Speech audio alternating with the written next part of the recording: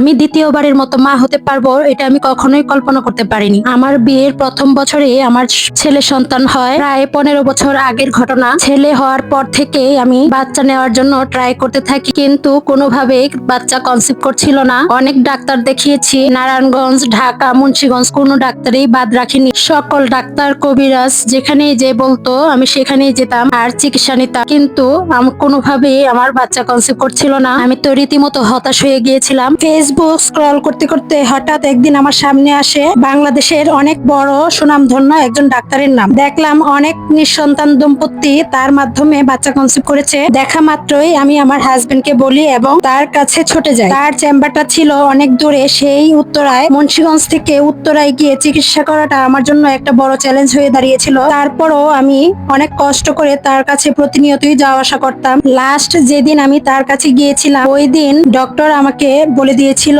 আমার বা আমার হাজবেন্ডের কারোই কোনো সমস্যা ছিল না। তারপরও কেন জানি না বলেছিল যে ইন্ডিয়া গিয়ে আইভিএফ করার জন্য। আমি তো আরো ভেঙে পড়ি, ভেবেছিলাম ইন্ডিয়াও যাব না আর চিকিৎসাও করব না। আমি তো হাল ছেড়ে দিয়েছিলাম। তারপর আর কখনোই ডাক্তারের কাছে যাওয়া হয় না। দেখতে দেখতে তারপর একটা বছর কেটে গেল। আমার হাজবেন্ডও দেশে আসে। দেশে আসার পরের মাসে আল্লাহর রহমতে আলহামদুলিল্লাহ আমি কনসিভ করি। যেখানে ডাক্তার বলেছিল আইভিএফ ছাড়া হবে না, সেখানে আমি আল্লাহর রহমতে নিজে নিজেই কনসিভ করি। প্রতিনিয়তই আল্লাহর কাছে চাইতাম আর নামাজ পড়ে দোয়া করতাম। আল্লাহ চাইলে কি না করতে পারে, আল্লাহ সে দোয়া আমার কবুল করেছে। আল্লাহর রহমত আর বাবা মার দোয়া ছিল আমার সাথে, তাই একটা কন্যা সন্তানের মা হয়েছি। আল্লাহ কখনোই কাউকে খালি হাতে ফিরিয়ে দেয় না। আমার শূন্য বুকটাকে পূর্ণ করে দিয়েছে আল্লাহ। আজ এই পর্যন্তই। সবাই ভালো থাকবেন। আল্লাহ হাফেজ।